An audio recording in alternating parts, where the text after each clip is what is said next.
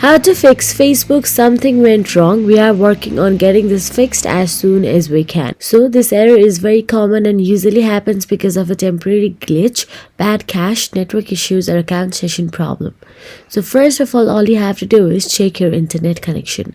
Make sure you are connected to the stable Wi-Fi network, or you can also try switching between Wi-Fi and mobile data or mobile data and Wi-Fi.